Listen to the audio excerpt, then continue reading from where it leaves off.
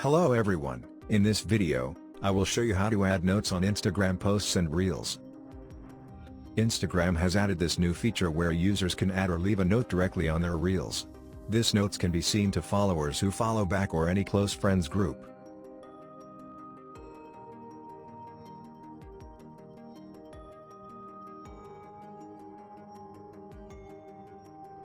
To add notes to Instagram Reels, first open Instagram app on your phone.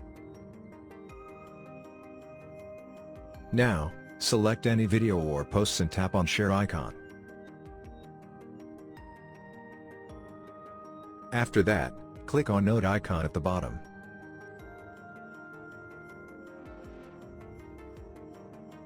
Here, write your note you want to add.